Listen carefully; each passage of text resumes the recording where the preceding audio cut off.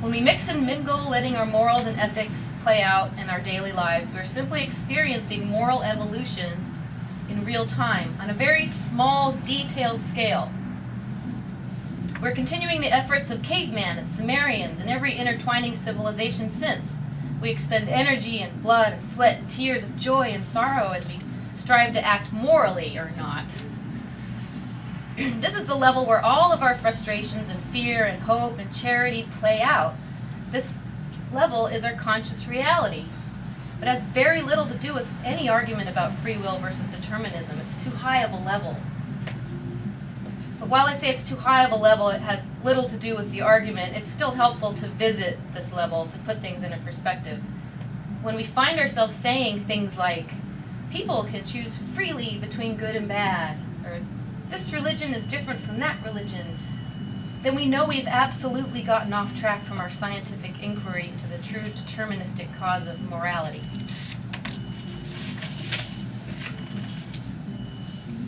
Okay, here we go.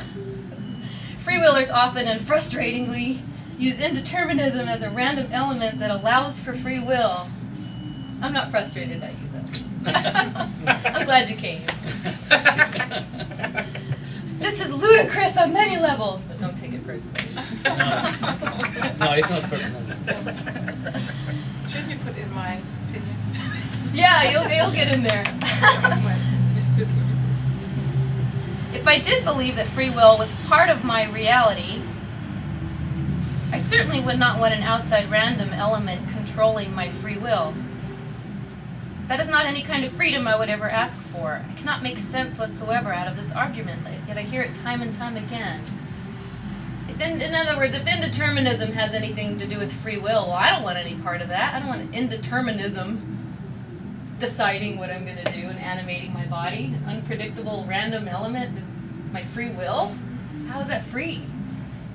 So I've already kind of gone over this. Indeterminism is like a shoulder shrugging, yeah, whatever. Those pesky particles. For determinists who wish to avoid the label of indeterminist for fear of confusing the opponent into thinking they're on their side. You know, if I said I'm an indeterminist, it mucks up the whole. Determinists also often ignore and shrug off the first cause paradox. What caused the first cause? What caused the Big Bang? You guys know what that means. It's the age-old question that assumes a deterministic chain must start somewhere. Determinists might insist, as they should, that it's almost a moot point, since we have no language or mind to fathom the earliest universe, when time was just morphing into existence. Time didn't even really exist the way we know it now. But yet we insist there had to be a cause. And we use all this language that talks in terms of tense, past tense, present tense, like time-ridden language, as I call it a lot in my book. So yeah, it's a big mystery. But we have no way of even thinking about it or even properly posing the question. What caused the first cause? You know, the question is flawed. Anyway,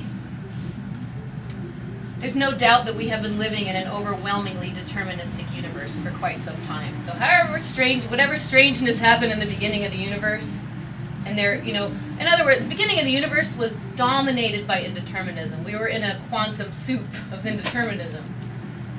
And then somehow, strangely, things coalesced and started forming systems, and then the chaos theory really can explain a lot that took off from there. Whole feedback loop, seed growing thing.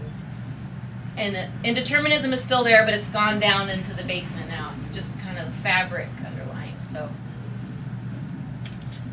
otherwise, a scientific method would not ever be consistent. In the least, we would be living in a truly random mess of a universe. There could be no life or systems of any matter. Similarly, how freewheelers awkwardly try to take advantage of indeterminism. I feel so self-conscious. As an argument for free That's will. getting personal now. I'm just kidding. Trying to get the, Just kidding. It's not No, personal. you're right. similar to that, they use the first cause paradox as a proof of God. Not all, but some do. While not all free willers are religious, most religious people are free willers. To this, a determinist would point out that God does not solve the first cause paradox. It only adds another undefinable layer of mystery to the equation. Free-willers and determinists alike tend to bring up the concept of pre-determinism, like a nervous habit.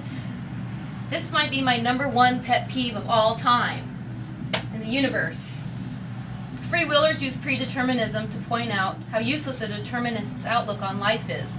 What is life all about if our universe has already played itself out in entirety and we are somehow only reliving our predetermined fate? Either the free-willer is mistaken or the determinist, or both, depending on beliefs of the specific people arguing. All too often it is both who are mistaken. Determinists usually go hog wild and illogically state, everything is predetermined, when they should just stick simply to, everything is determined.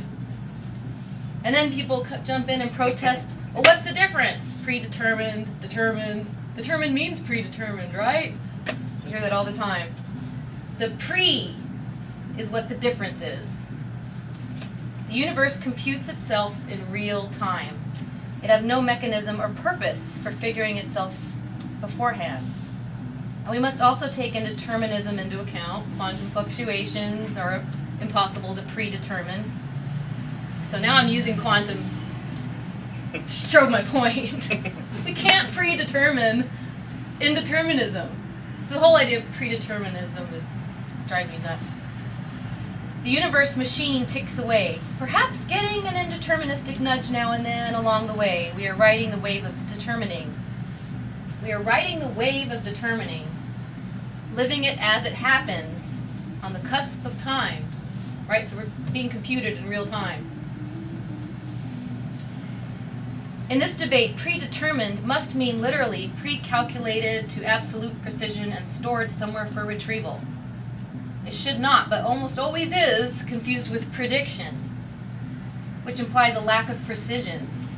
In fact, as soon as the word prediction enters this whole argument, we know we've gotten off course. We're no longer having any kind of logical argument about free will. Why is it not logical? Prediction doesn't... Huh? Why is it not logical? Saying that you can predict, how can you talk about determinism? Because prediction has nothing to do with determinism. Prediction just means we as humans try to look at a system and predict what's going to happen. It's always related to how we see things. Post-determinism? There are a lot of... Post-determinism. That's very good. What's that? Post-determinism? Yeah, because you're talking about, determinism is the idea that somehow, because of the initial conditions or of the universe, let's say, then you can say that whatever happens later on, is a cause, consequence event, right? Mm-hmm. Right. So if you can predict, how can you talk about determinism? It's at some abstract level, but how can you have some real proof to base your belief on? Otherwise, it would be just metaphysically speaking, that there is determinism. Okay. It's always going to border on metaphysics when you start talking about the edges of anything. The edges of space, the edges of consciousness. It seems like in reality, you can never think something through all the way to the end without running into some muck. So if we think all the way back in time, we come to the first cause paradox. It's just totally mind-bending. If we think all the way forward in time, well, that seems to be infinity. Infinity? Who can fathom infinity? That's craziness. If we think of the smallest scale, we try to shrink all the way down and look at that, well, we end up in quantum madness. If we try to look at the largest scale of the universe, well, it's either going to be infinity, either the universe is infinitely large, or it's weirdly bended over on itself and loops around. Any of those things are just ridiculous to think about. And I think about them, and that's why I'm crazy. Yeah, definitely does. If you think about consciousness, that'll make you go crazy. Anything. Well, yeah, and then the idea that we view time as linear, for sure. Time is a whole entity among itself. Or the Time. theory What of is a time? pulsating universe. Well, they find that time is only relative where there is gravity.